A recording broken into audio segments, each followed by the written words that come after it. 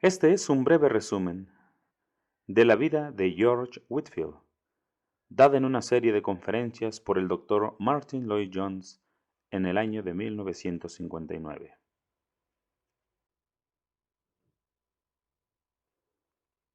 Hay un hecho extraordinario acerca de este hombre, Whitefield, al cual debo dirigir mi atención por un momento, y ese hecho es la espantosa negligencia que él sufrió. Sería muy interesante descubrir cuál sería el resultado si yo pidiese a cada uno de los que aquí se hallan presentes que escribiera un ensayo sobre George Whitefield. ¿Cuánto tendrían ustedes para decir? Me aventuro a aseverar que él es el hombre más descuidado de toda la historia de la Iglesia. La ignorancia que se refiere a él es pavorosa. Pero la cuestión es, ¿por qué Whitefield ha sido descuidado de esa forma? Mucha gente sabe algo de John Wesley. No creo que sepan mucho, incluso de él, pero algo saben. Mientras que Whitefield es un hombre desconocido, y la gran historia concerniente a él es una cosa que parece que la gente nunca ha escuchado. ¿Por qué? La explicación es de veras importante. Por eso he leído aquellos versículos del capítulo 2 del libro de Jueces. Falleció Josué, hijo de Nun, siervo del Señor, de la edad de 110 años, y lo sepultaron en el término de su herencia en Timnat-Sera, en el monte de Efraín, hacia el norte del monte de Gaz. Y fue también congregada toda aquella generación a sus padres, y otra generación después de ellos se levantó, que no conocía al Señor, ni tampoco la obra que había hecho a Israel. Jueces 2, 8, 9 y 10. Ustedes notan el punto en cuestión. No solo Josué murió, sino que fue también congregada toda aquella generación a sus padres, es decir, los contemporáneos de Josué. Y después el texto nos dice que otra generación después de ellos se levantó, que no conocía al Señor, ni tampoco la obra que había hecho a Israel. Esta declaración es sumamente interesante y significativa. Esto siempre me parece que arroja gran luz sobre nuestra situación actual. Cuando las personas no conocen al Señor, pronto se vuelven muy ignorantes de la historia de la Iglesia. Una vez que usted pierde el conocimiento del Señor, usted pierde el interés por sus obras. Eso, creo, fue lo que ocurrió durante los últimos 100 años. El conocimiento del Señor siempre lleva a un interés por la historia de la Iglesia y estimula ese interés.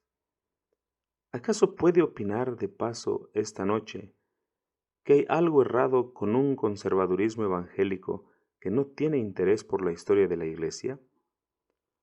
Hay un defecto en algún punto de nuestro conocimiento del Señor. ¿Por qué?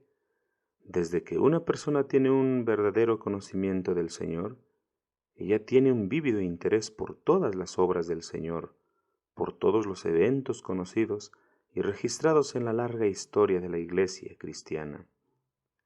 Creo que eso es algo que debería llevarnos a examinarnos a nosotros mismos con mucha seriedad. Estas dos cosas, de acuerdo con el texto, están indisolublemente interconectadas. La pérdida del conocimiento del Señor, la pérdida del conocimiento de sus siervos y de sus grandes obras realizadas por medio de ellos. Examinémonos a nosotros mismos con calma a la luz de esta proposición.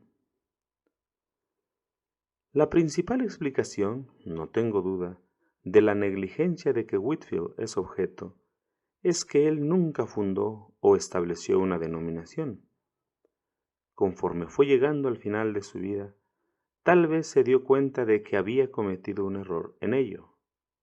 Consta que él dijo, antes del fin, que John Wesley fue más sabio que él, pues había acorralado sus ovejas, mientras que él no lo había hecho.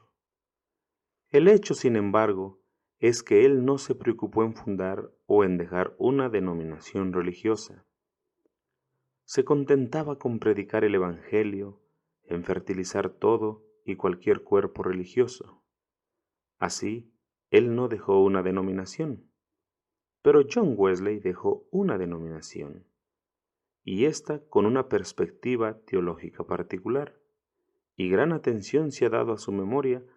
Los libros sobre John Wesley han esparcido sin cesar a lo largo de los años, pero, en el caso de Whitefield, no hubo ninguna denominación religiosa para propagarlo. Esta es, creo, la principal explicación de la razón por la que ha sido tan tristemente descuidado. Sin embargo, ¿por qué debemos entonces preocuparnos en traer al recuerdo de nuevo a este hombre y en ponerlo delante de nosotros y del público religioso? Mi respuesta es, a causa del fenómeno del avivamiento religioso del siglo XVIII, uno de los más admirables episodios de la larga historia de la Iglesia cristiana.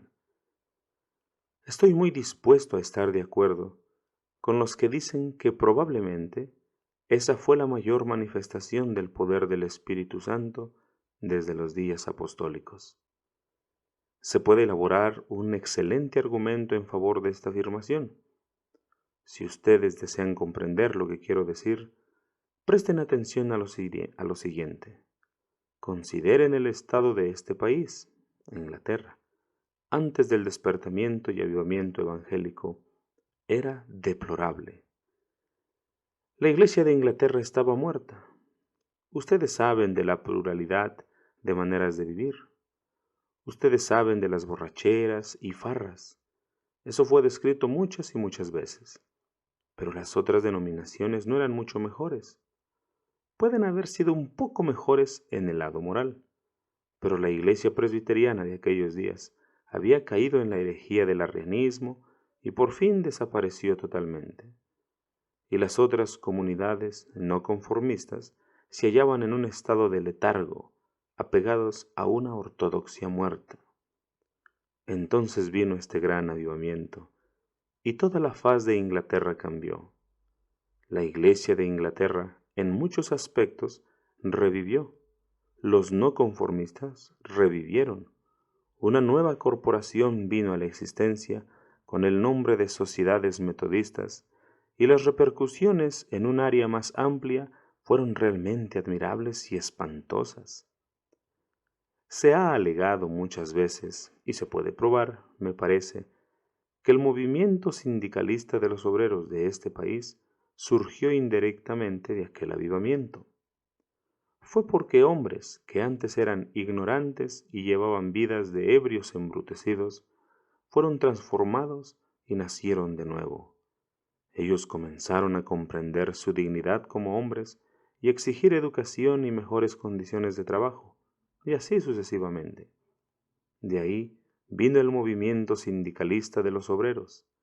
Sabemos de la conexión entre el movimiento pro abolición de la esclavitud, dirigido principalmente por William Wilberforce, y ese avivamiento, él mismo fue uno de los resultados de este avivamiento.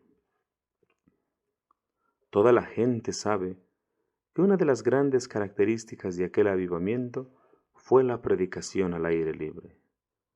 Estos hombres predicaban a multitudes inmensas, a 20,000 personas y a menudo mucho más. ¿Quién fue el primero en predicar al aire libre? La respuesta es siempre la misma.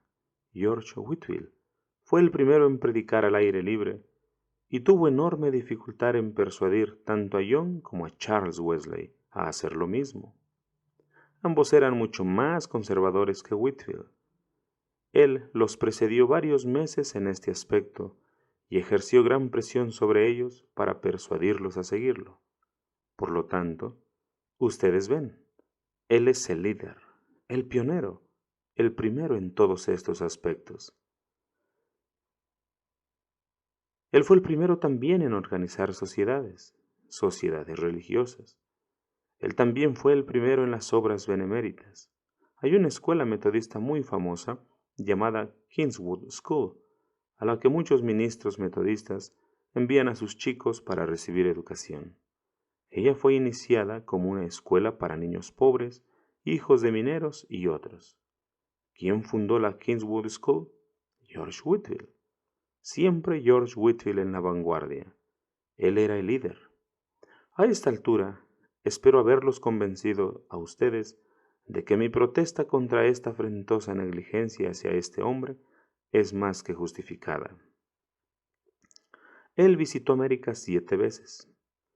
Algunos de nosotros hallamos trabajoso cruzar el Atlántico actualmente, pero imaginen hacerlo hace 200 años. Y Whitfield cruzó el Atlántico 13 veces.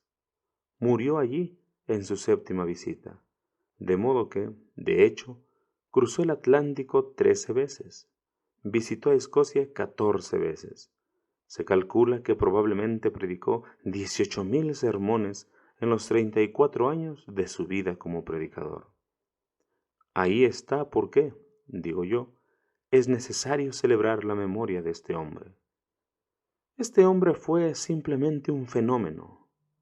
No hubo ningún hombre que fuera mejor conocido en Londres hace 200 años que este hombre, George Whitfield. ¿Cuáles son los hechos acerca de él? Déjenme dar un breve resumen, a fin de intentar propiciar una conceptualización del fenómeno conocido como George Whitfield.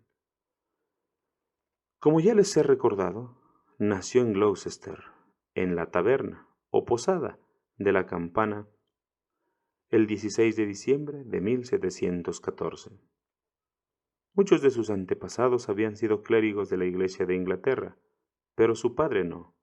Su padre era el conserje de la posada en Gloucester, y allí él pasó su niñez. Su padre murió cuando él era muy joven, y Whitfield nos cuenta en su diario que cayó en muchos pecados, en la mayoría de aquellos pecados en los que la juventud tiende a caer. Pero nunca fue feliz. Siempre tuvo una conciencia sensible. Abandonó la escuela por un tiempo, pero luego empezó a pensar que estaba equivocado. Durante el tiempo en que dejó la escuela, solo estuvo ocupado en servir bebida, según la costumbre de aquel lugar. Sin embargo, su conciencia aún le perturbaba, y él regresó a la escuela y finalmente pudo conseguir ingreso en la universidad, en Oxford. Allí, como digo, recibió la influencia de aquel club santo que había sido formado por Charles Wesley y algunos otros, y que más tarde recibió la adhesión de John Wesley. Después de haber concluido su curso en Oxford, fue ordenado por el obispo Benson, obispo de Gloucester en aquel tiempo, el 20 de junio de 1736, a la edad de 21 años. Pues bien, el obispo Benson había hecho una regla según la cual no ordenaría a nadie con menos de 23 años de edad.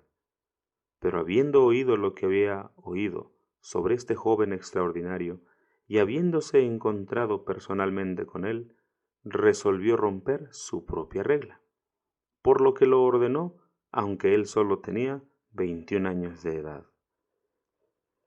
El 27 de junio, una semana después de su ordenación, predicó por primera vez en Gloucester, en la iglesia de Santa María. La cripta, donde había sido bautizado en la infancia y había participado por primera vez en la Cena del Señor. Naturalmente, este acontecimiento causó mucho interés y tal vez algún entusiasmo.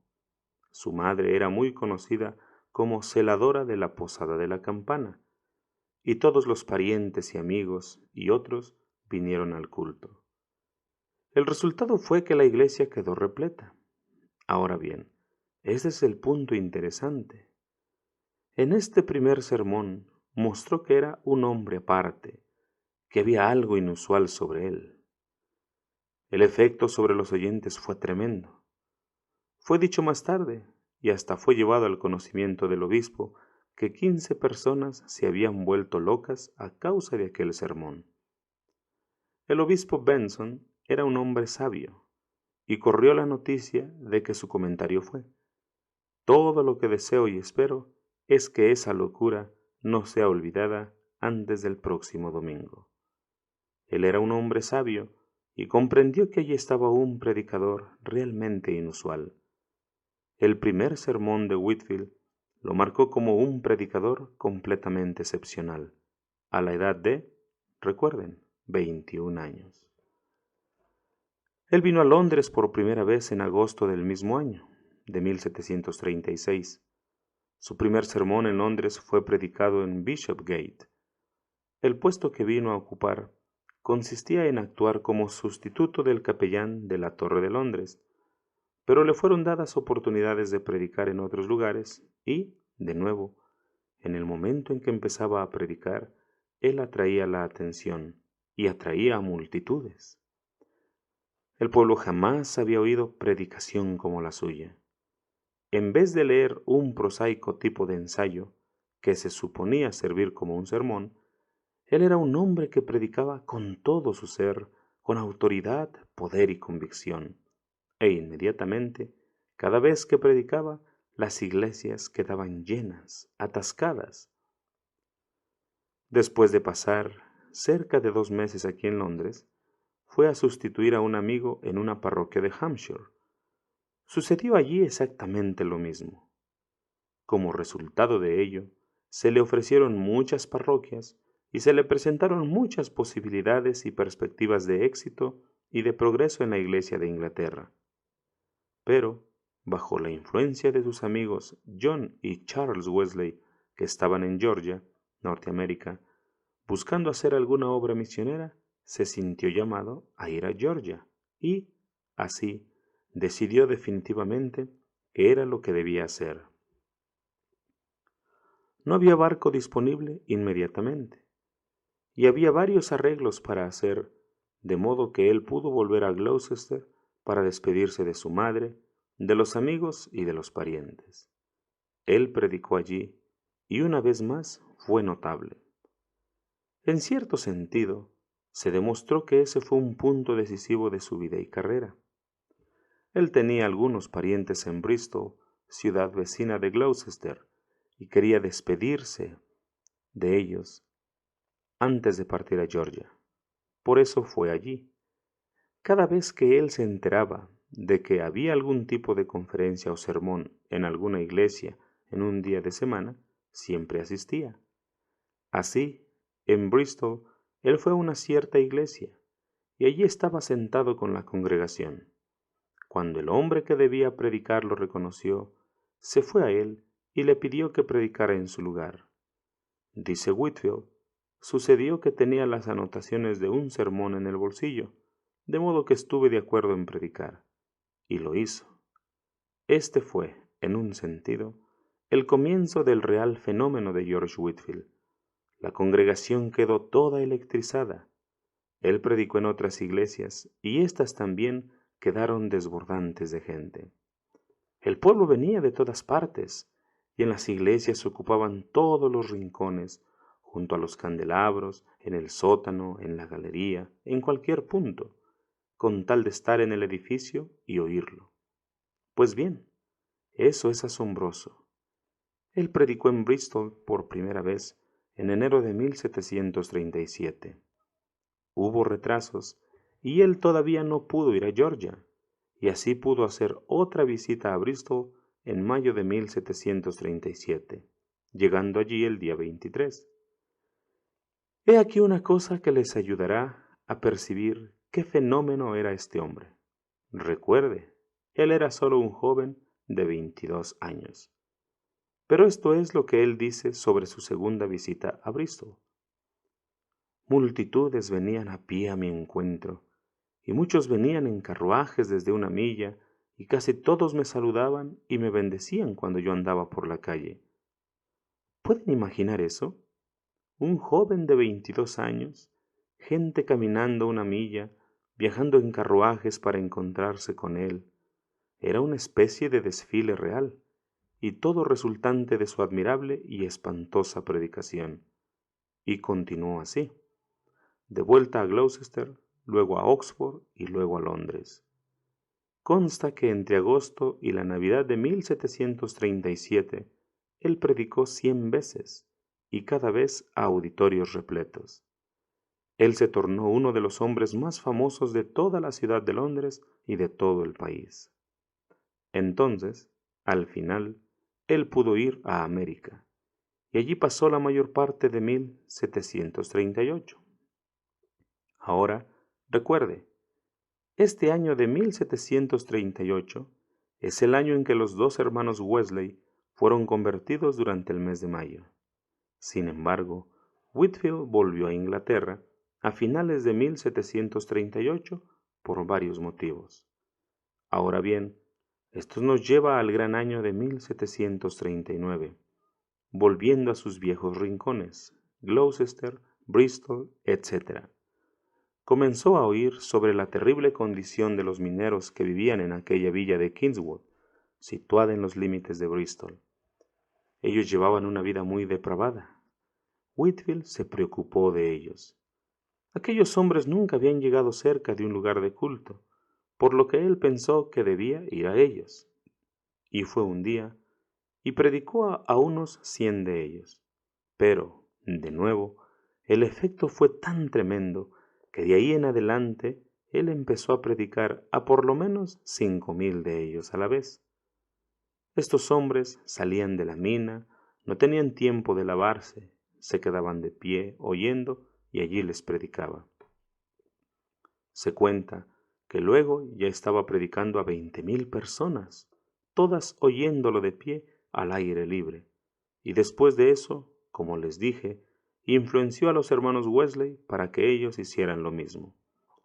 Sin embargo, cuando Whitefield regresó a América, vio que se había operado un gran cambio aquí en Londres, en la actitud de los clérigos y de los pastores hacia él. Cuando partió, estaba en la cresta de la ola de la popularidad, pero cuando volvió, vio que muchas puertas estaban cerradas para él. ¿Por qué? Bueno, hubo muchas razones para ello. Algunos de sus convertidos habían sido un tanto imprudentes, habían actuado de un modo impropio del Evangelio y habían hecho hostiles a sus propios clérigos y pastores. Además, algunos miembros del clero realmente nunca habían disfrutado de su predicación sobre la necesidad absoluta del nuevo nacimiento. Por encima de todo, partes del diario que él había comenzado a escribir habían sido publicados y ellos creían que eso era exhibicionismo y que él estaba diciendo cosas que no debía decir. Estas cosas, sin duda, además de mucha envidia, hicieron que muchas iglesias se cerraran para él. Así, él fue impulsado aún más al aire libre. Le negaron permiso para predicar en la iglesia de Santa María, en Islington. Justo cuando estaba para entrar en el púlpito, fue detenido. Entonces él resolvió cerrar tranquilamente ese culto. Después llevó al pueblo hacia afuera y les predicó en el patio de la iglesia. Todo esto agravó la situación y los ataques que le dirigían se volvieron realmente increíbles. Se hicieron ataques a su carácter moral, ofendiendo hasta su apariencia personal. Whitefield tenía la infelicidad de tener un ojo visco, y así era conocido por el pueblo, por la multitud popular de Londres, como el doctor Ojo Visco, doctor Squintum. Esto, sin embargo, no hacía la menor diferencia. El punto era que él era un predicador bien conocido, y fue como su vida continuó. Él predicaba en cualquier lugar donde había un gran espacio abierto. Whitefield solo tenía que levantarse y predicar, y miles se reunían para oírlo. El promedio de sus oyentes rondaba en algún punto cercano a las 20,000 personas por vez, y recuerden, todos ellos tenían que estar de pie. No obstante, lo hacían con la mayor buena voluntad. Él simplemente continuó haciéndolo por el resto de su vida. Hizo esto en toda Inglaterra, lo hizo en Gales, como ya les dije, lo hizo en Escocia, lo hizo en América. Así, este fenómeno continuó. Cuando se oía que él estaba en las inmediaciones y luego iba a predicar, los comerciantes cerraban inmediatamente sus tiendas, pues tenían que oírlo.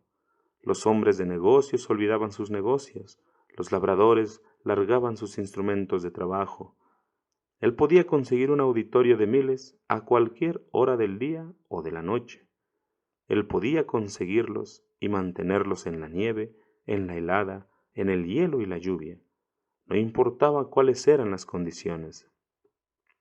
En América, en un invierno muy frío, permanecieron de pie los miles oyendo a este hombre predicar el Evangelio, y los oyentes recorrían distancias interminables para tener esta gran oportunidad y privilegio. Puedo resumir el resto de su vida diciéndoles apenas esto. Desde aquel comienzo al aire libre en 1739, él simplemente continuó haciendo eso en todos estos países hasta que, por fin, a las primeras horas de la mañana del 30 de septiembre de 1770, expiró su último aliento y partió para estar con aquel señor que anhelaba ver desde sus primeros días como joven predicador. Su fin es muy característico de su personalidad.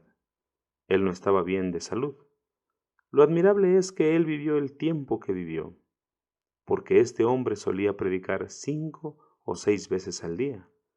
Eso era una cosa común para él, y así él ponía su cuerpo bajo una tremenda tensión. Allí estaba él. Había prometido predicar en un lugar llamado Newburyport, en Nueva Inglaterra, el domingo 30 de septiembre de 1770, y estaba viajando en esa dirección. Él tuvo que pasar por un lugar llamado Exeter, y cuando oyeron que él estaba allí, vinieron todos en multitud. Él tenía que predicarles, y al fin lo persuadieron a hacerlo. Al principio, él apenas podía hablar. Estaba en condición física tan débil que no podía articular las palabras. Él empezó despacio y poco a poco comenzó a revivir. Acabó predicando para ellos por 2 horas. Ese era George Whitefield.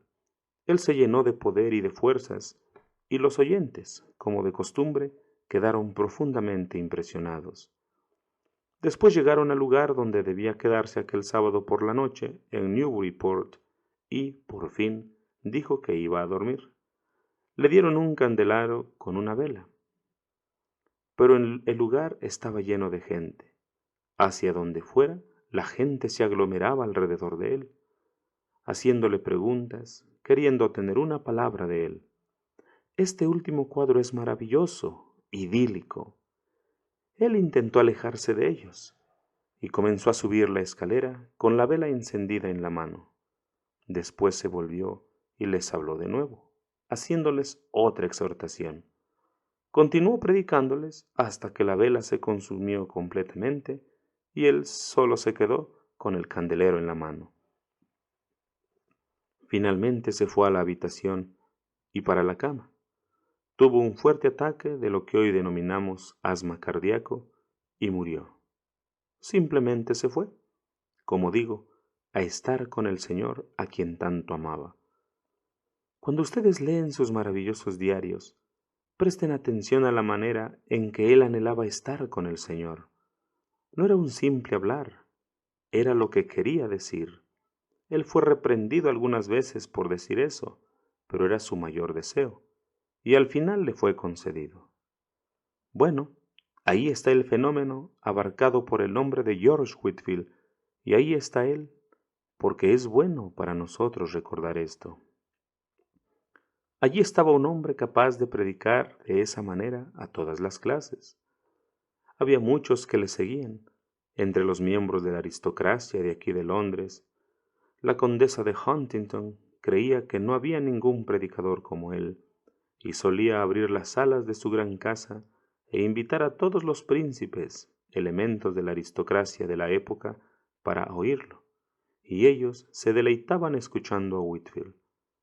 Él era el mayor de estos predicadores que predicaban para la aristocracia, pero como les recordé, él era también el mayor predicador para los mineros, el mayor predicador para las multitudes de Moorfields, Kennington, Cumming y de donde sea él estuviese. Él podía predicar de igual manera para los niños de su orfanato. ¡Qué hombre estupendo y admirable era él! Él también era supremo en la cuestión de recoger dinero. Él fundó un orfanato en Georgia y el costo para mantenerlo era muy grande. Así, él se acostumbró a predicar un sermón y luego levantar una colecta. Solía conseguir enormes colectas de dinero y con ese dinero también solía ayudar a quien quiera que estuviera en necesidad, cualquier persona pobre, todo aquel que estuviera en dificultad. Toda Inglaterra hablaba de él. Siempre se sabía cuando él estaba en Londres y él atraía gente de todas las clases y de todas las capas de la sociedad. ¿Cuál es la explicación de este fenómeno? Es muy difícil concebirlo. No es así. Estamos viviendo días muy pobres. ¿Qué siglo fue el siglo XVIII? Aquí está el fenómeno. ¿Cuál es la explicación? Permítanme intentar una especie de análisis. Comencemos con el hombre propiamente dicho. El hombre natural era muy interesante. Cuando niño, se le describe como inteligente, hábil y muy cautivador. Pero lo que había de más notable en cuanto a él era su don de oratoria. Él lo mostró cuando era niño. Solía imitar a los predicadores en la posada, era un actor nato y tenía elocuencia maravillosa. Un hombre nace orador, no se puede nacer oradores. O usted es orador o no lo es. Y ese hombre era un orador nato. Él no podía evitar eso. Él siempre era bueno en la recitación de fragmentos de los dramas shakespearianos. En la escuela siempre le daban un papel, o si se hacía un discurso a las personas notables de la ciudad de Gloucester, él era el chico escogido por su admirable elocuencia y por la facilidad y gracia con que lo hacía todo. Era un orador nato, y como todos los oradores, era caracterizado por la gran libertad y propiedad de sus gestos. El intelectual George Wesley no era un orador, y a veces tendía a criticar a George Whitefield en este aspecto. Recuerdo haber leído en el diario de Wesley sobre cómo sucedió que una vez ambos estuvieron en Dublín al mismo tiempo, y cómo John Wesley fue a escuchar a Whitefield. En su relato del culto, Wesley se refiere a los gestos del predicador, diciendo que le pareció que Whitefield se asemejaba a un francés luchando boxeo. Lo que él quiso decir es que Whitefield tendía a hablar tanto con las manos como con los labios y la boca. Sin embargo, esto es oratoria. Uno de los mayores oradores de todos los tiempos fue Demóstenes. Un día alguien preguntó a Demóstenes, ¿cuál es la primera gran regla de la oratoria? Y Demóstenes respondió, la primera gran regla de la oratoria es movimiento. La segunda gran regla de la oratoria es movimiento. Y la tercera gran regla de la oratoria es el movimiento. El orador no mueve solo los labios y la lengua, todo su cuerpo está envuelto. Movimiento. Vivimos días malos, no sabemos nada de oratoria. George Whitefield era un orador nato. ¿Ustedes oyeron lo que se comenta que David Garrick dijo? David Garrick era el principal actor en aquel tiempo, y cada vez que tenía oportunidad siempre iba a oír a Whitefield. Él no estaba muy interesado en el Evangelio, estaba más interesado en la elocución, los gestos y así sucesivamente. Se dice que Garrick dijo que daría 100 guineas si pudiera decir «Oh», como George Whitefield lo decía. Y otra persona dijo que se sentiría completamente feliz si pudiera pronunciar la palabra Mesopotamia, como Whitefield la pronunciaba. Tengo una autoridad mayor para citar. Uno de los mayores hombres de mediados del siglo XVIII fue Bolingbroke. Era un hombre hábil, culto, un hombre del mundo, hombre muy sabio y, otra vez, alguien que estaba interesado en la oratoria y la elocución. Bolingbroke dijo de Whitefield, a quien había escuchado muchas veces, que él tenía mayor elocuencia imponente que cualquier hombre que había escuchado. Él había escuchado a todos los mayores oradores políticos y estadistas y otros tipos de oradores también. Él colocó a Whitefield en la cima de la lista, calificando su oratoria como la mayor elocuencia imponente que había escuchado. Además de esto, Whitefield tenía una naturaleza cálida y una gran compasión. Ahí está el hombre natural. Sin embargo, esto no explica el fenómeno que era George Whitefield. Pensemos ahora en lo espiritual. Ahí está la explicación. ¿Puedo expresar esto de manera cruda y casi ridícula? Dios sabe lo que hace. Y cuando Él escogió a este hombre, George Whitefield, a quien dio esos dones naturales, sabía lo que estaba haciendo. George Whitefield pasó por una extraordinaria conversión. Fue un proceso largo y penoso. Ha habido muchos pasos, como ya les recuerdo. Su conciencia lo perturbaba en la niñez, en la juventud, y cuando fue a Oxford no participó en las diversas fiestas para las que era invitado. Él era muy serio. Después él frecuentó las reuniones del Club Santo y se puso aún más serio.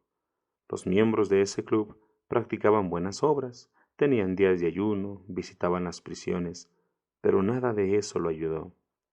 Después de leer un famoso libro escrito por un escocés llamado Henry Scougal, que había vivido a finales del siglo XVII, el título del libro era La vida de Dios en el alma del hombre.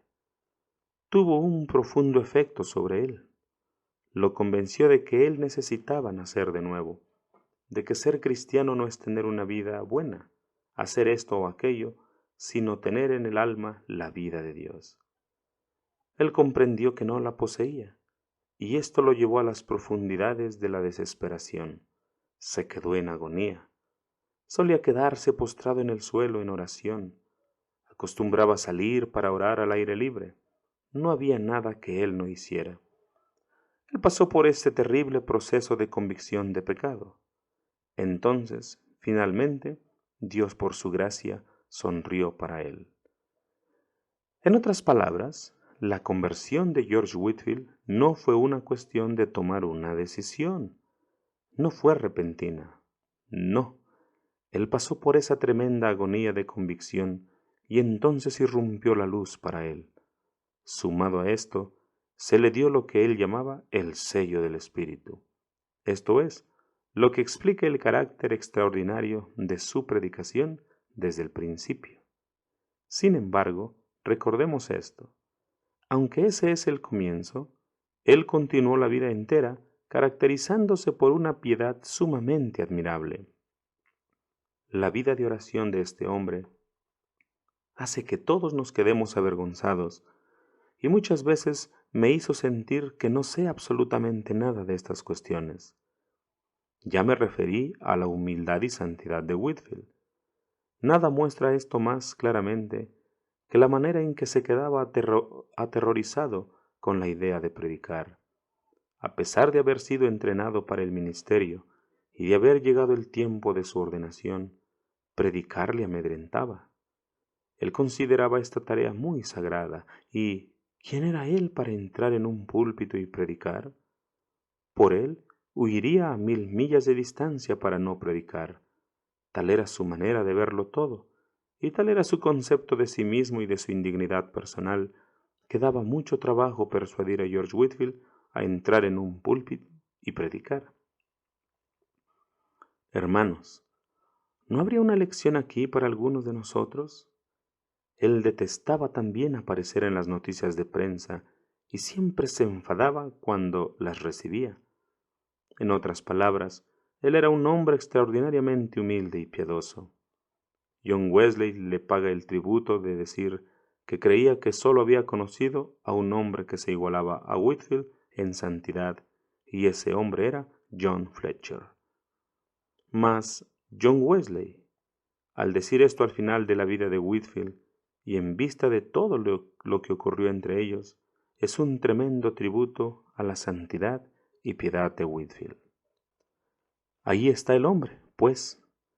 Permítanme decir solo una palabra sobre su predicación. Él mismo lo describe como sincera. Él la describe como franca. Él siempre fue directo. Él predicaba ¿sobre qué? Uno de sus grandes temas era el pecado original. Nadie podía exponer la condición del corazón natural, no regenerado, más poderosamente que George Whitefield. A continuación, otro gran tema era la regeneración. Él mismo afirmaba que su sermón sobre la naturaleza y la necesidad del nuevo nacimiento en Cristo dio inicio al despertar en Londres, Bristol, Gloucester y Gloucestershire. Él mismo estaba convencido de que fue su famoso sermón sobre ese tema que realmente ocasionó el gran despertar. Ese era su tema principal. Otro tema prominente en su predicación era este. Él creía en las impresiones internas, directas, inmediatas, hechas por el Espíritu Santo en el hombre. Pues bien, Jonathan Edwards lo censuró al respecto. Hay una historia muy interesante en las memorias de Jonathan Edwards sobre cómo una vez Edwards y otros hablaron con Whitefield al respecto. Dice Edwards, he intentado hablar con él sobre esta cuestión del énfasis que él da a las impresiones internas. Whitefield daba gran énfasis a la dirección directa del Espíritu. Él creía que el Espíritu le hablaba directamente y él actuaba basado en eso. Edward era un hombre más capaz y un genio mucho mayor, en un sentido intelectual. Edward se sentía feliz con eso, y es sumamente interesante y casi divertido notar cómo Edwards registra que estaba bien claro que Whitefield realmente no escuchaba lo que él, Edwards, le decía, ya que a pesar de todo, eso era algo que Whitefield predicaba y subrayaba mucho. Después, el siguiente gran tema era, naturalmente, la justificación por la fe. Algunos quizá pregunten por qué puse la regeneración antes de la justificación por la fe. Lo hice por esta razón. Whitefield predicaba la regeneración antes de predicar la justificación por la fe. Es muy interesante observar que él pasó por un cambio en este aspecto. Al principio, su predicación era casi enteramente sobre la corrupción del corazón natural no regenerado y la necesidad del nuevo nacimiento. Sin duda, esto era un efecto de la enseñanza de Scougal. En sus 9 sermones publicados en 1737, no hay mención de la justificación por la fe. En sus diarios, ustedes podrán verlo en la página 81 de la última edición de sus diarios, refiriéndose al tema de la justificación por la fe, él afirma significativamente, aunque eso no estaba tan claro para mí como posteriormente, él mismo admitió que le faltaba claro entendimiento de la justificación por la fe en 1737, como debería de tener. Si ustedes leen las páginas 1193 en sus diarios, verán que los dos hombres que lo corrigieron en ese aspecto de la verdad fueron John y Charles Wesley. Ellos predicaron la justificación por la fe desde el principio. Whitefield no. Y ellos le ayudaron a llegar a un mejor equilibrio en ese aspecto. Debemos ser honestos. Yo dije que Whitefield no era un hombre de partido, y yo no debo ser hombre de partido. Todo honor a John y Charles Wesley por ayudar a Whitefield a ver la importancia y el lugar de la justificación en el mensaje del predicador. Otra cosa que caracterizaba su predicación, especialmente en el principio, era la crítica que hacía a los predicadores no convertidos. Jonathan Edwards se aventuró a censurarlo sobre esto también, pero Whitefield no le oyó. Whitefield solía denunciar un ministerio ejercido por un ministro no regenerado, y lo hacía cuando numerosos ministros lo oían. Otra manera por la cual él afirmaba eso era decir que, para él, que un hombre predicase lo que él llamaba un Cristo no sentido era algo terrible. Predicar sobre Cristo, sin sentir al Cristo en lo íntimo. Él solía denunciar sin medida a hombres culpables de ello. He dicho algo sobre el hombre, he dicho algo sobre el mensaje, y concluyo con lo que era la cosa más característica en cuanto a este hombre, a saber, su predicación. ¿Ustedes comprenden esa distinción y división? Yo hago esta pregunta por esta razón. No hay nada que me desanime tantas veces, si puedo hacer una referencia personal como predicador, como la incapacidad de las personas de diferenciar entre el mensaje y la predicación. Hay una tremenda diferencia entre proferir verdades y predicar. Un expositor puede tener un mensaje correcto y ortodoxo, pero no se sigue que lo esté predicando. Una cosa que pone a Whitefield en una clase aparte con relación a Rollown es la predicación. ¿A qué me refiero? Me refiero al modo en que el mensaje se presenta y se transmite. Había otros hombres en aquel tiempo, como ha habido desde entonces, que predican el mismo mensaje, pero no eran como la predicación de George Whitefield. ¿Cómo se puede describir su predicación? Solo es posible describirla como apostólica y seráfica. Me gusta la observación hecha por un predicador que lo había oído bastante y que fue responsable de la publicación de algunos de sus sermones. Comentando su estilo de predicar, dijo: una noble negligencia recorría su estilo. ¿Qué quiero decir?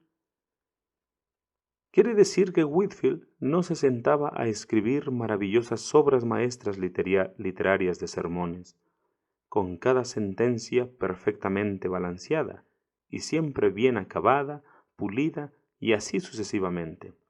No, él no hacía eso. Él no tenía tiempo para escribir sermones. Era un predicador extemporáneo, y había lo que el referido autor llama una noble negligencia en su predicación. Rompía reglas gramaticales aquí y allá.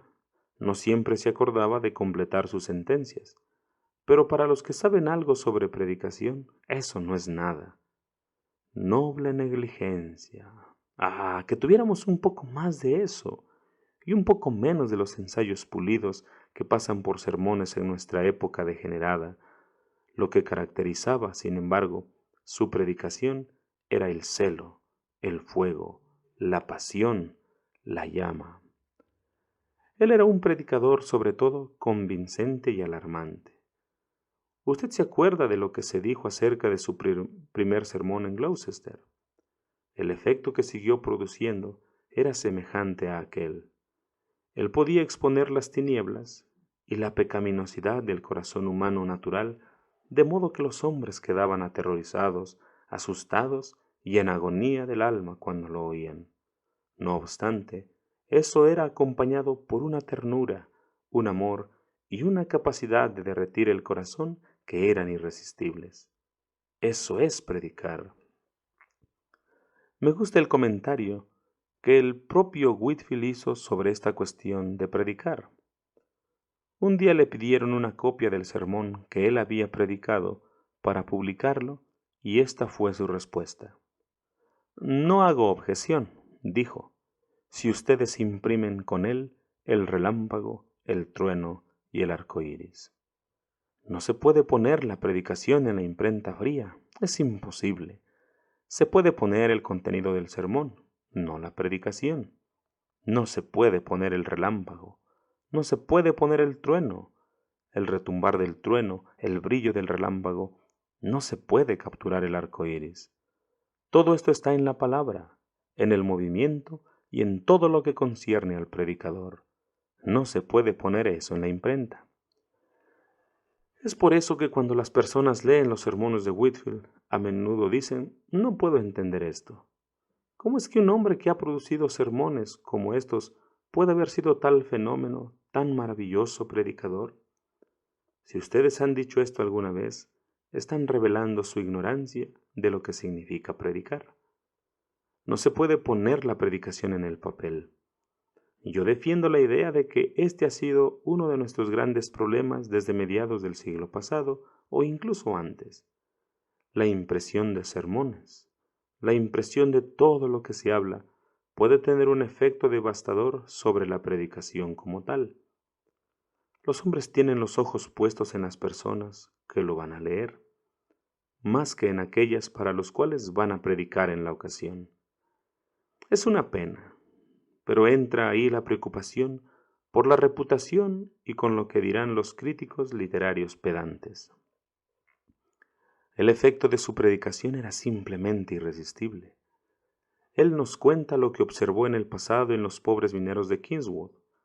Estos hombres acababan de salir de las minas y tenían los rostros negros de polvo de carbón cuando se pararon para escuchar a Whitefield.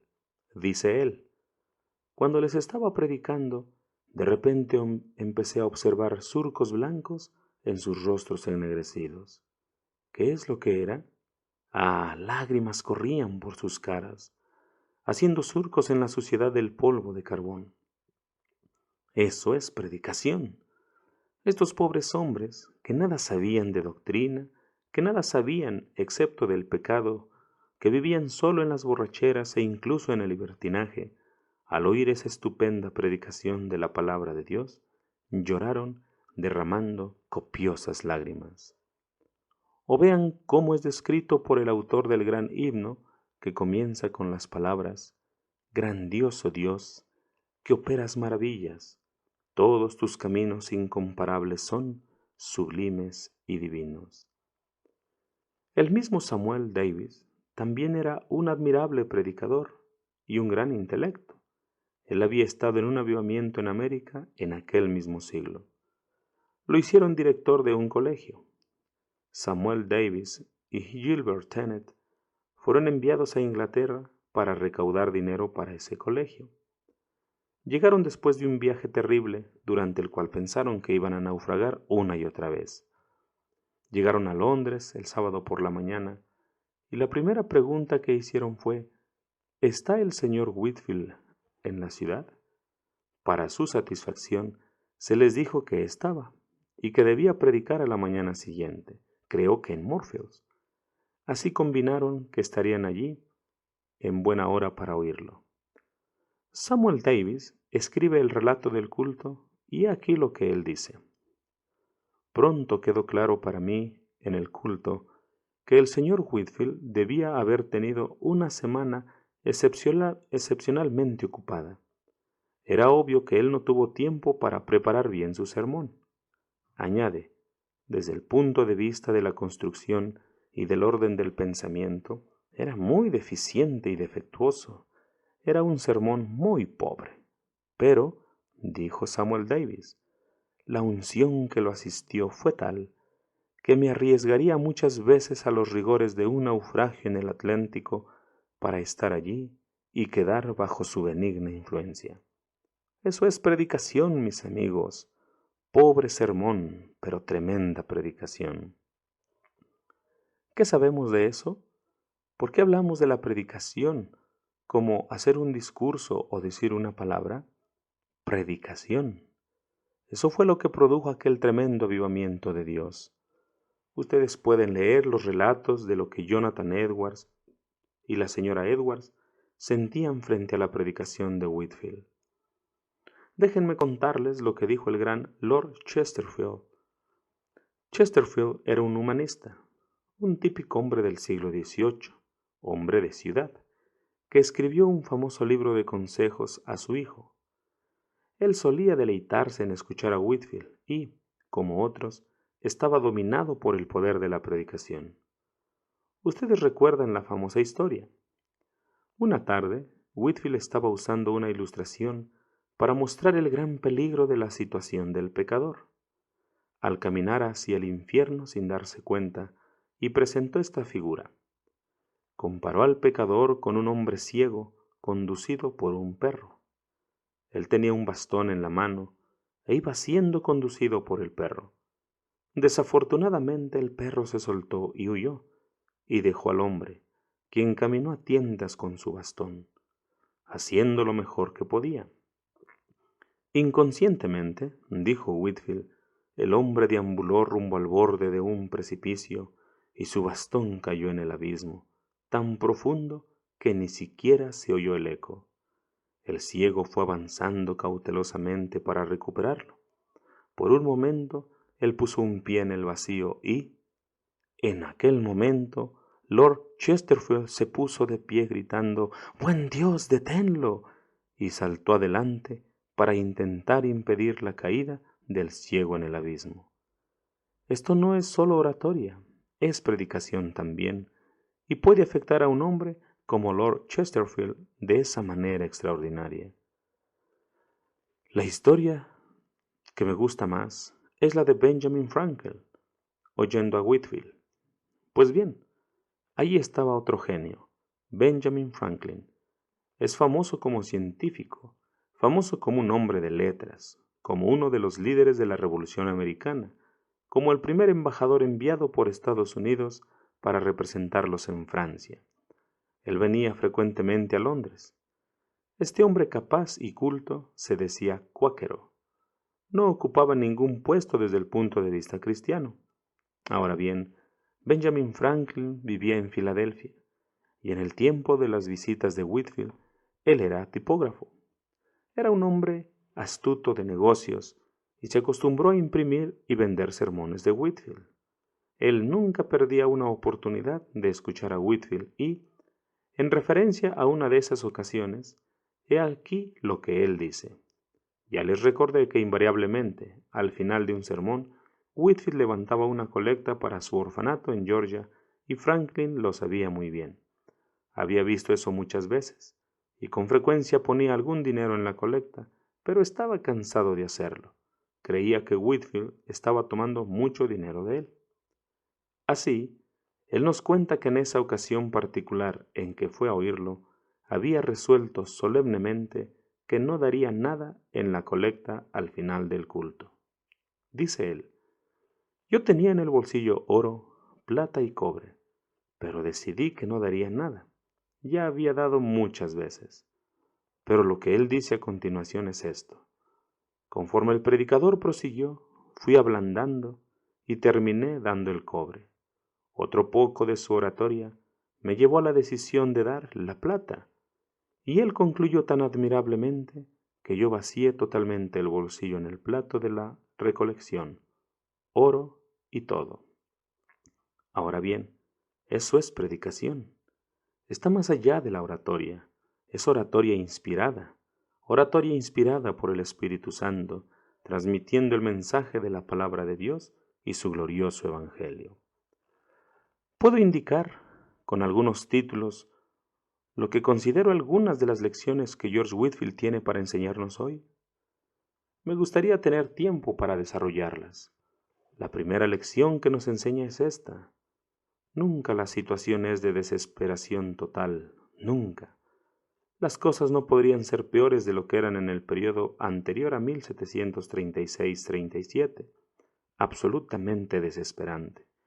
Al parecer, fue justamente en aquel punto que Dios puso la mano en ese muchacho de la taberna de la campana en Gloucester llamado George Whitefield.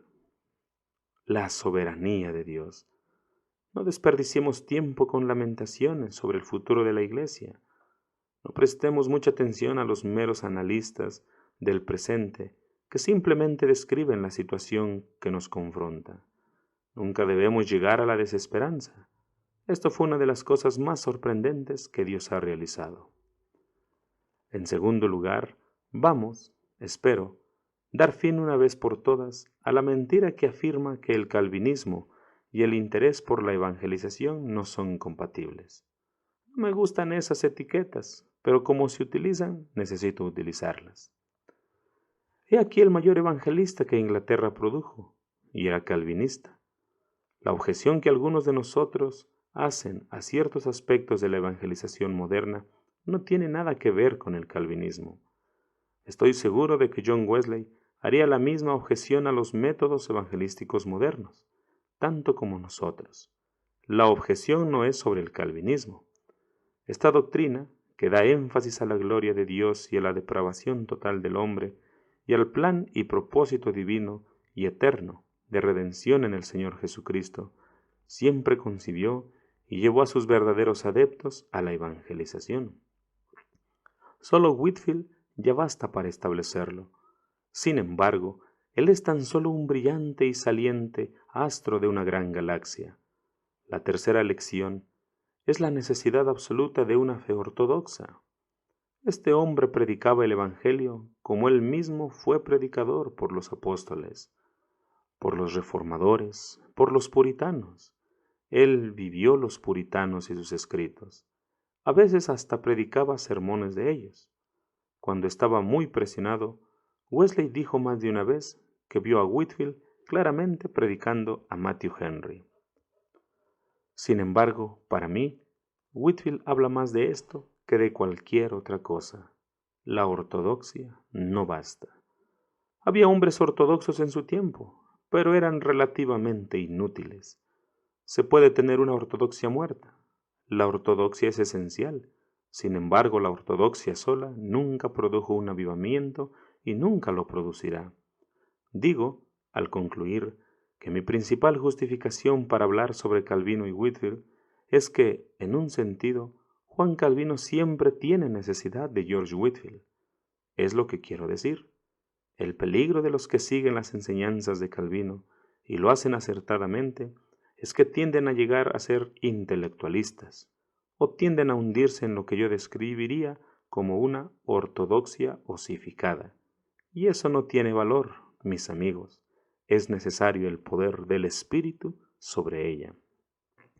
Exponer la verdad no es suficiente. Tiene que ser expuesta en demostración del Espíritu y de poder. Y eso es lo que este poderoso hombre ilustra de manera tan gloriosa. Él era ortodoxo, pero lo que produjo el fenómeno fue el poder del Espíritu en él. Dice él que, ya en su ordenación, sentía algo como si hubiera recibido una comisión del propio Espíritu. Él siempre estaba consciente de eso. Ola tras ola del Espíritu venían sobre él. Nunca un hombre ha conocido más del amor de Cristo que ese hombre. A veces el amor de Cristo lo dominaba, casi lo aplastó físicamente. Se bañaba en lágrimas por causa de esto. Este poder del Espíritu es esencial. Debemos ser ortodoxos, pero no nos permite a Dios descansar ni siquiera en la ortodoxia. Debemos buscar el poder del Espíritu que fue dado a George Whitefield.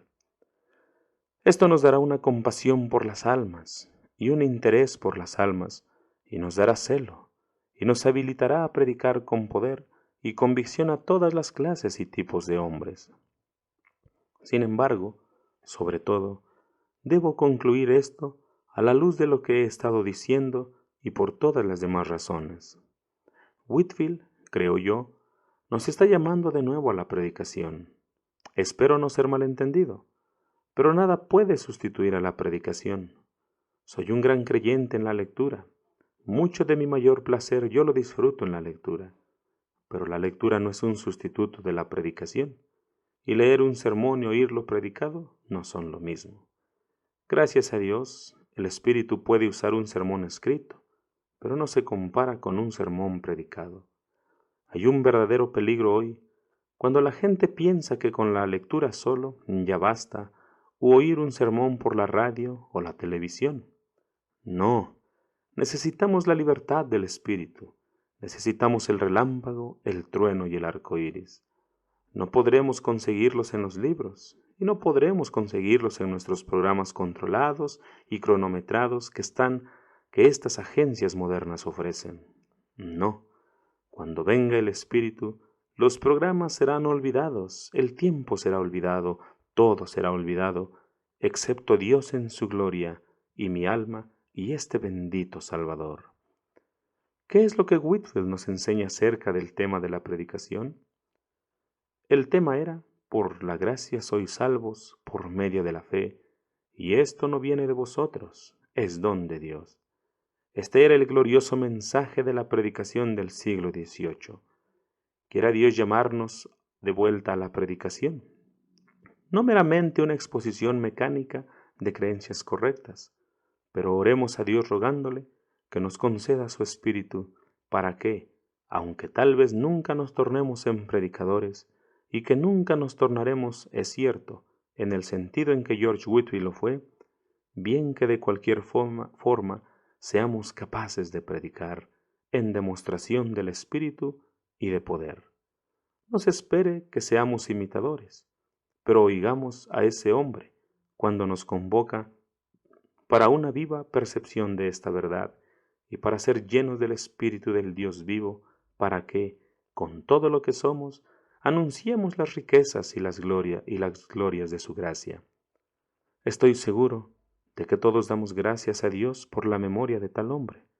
Concédanos, Dios, gracia para examinarnos a nosotros mismos, para examinar nuestro ministerio, y que Él cree dentro de nosotros un anhelo y un deseo de ver la manifestación de su diestra en este país, en un poderoso avivamiento de la religión.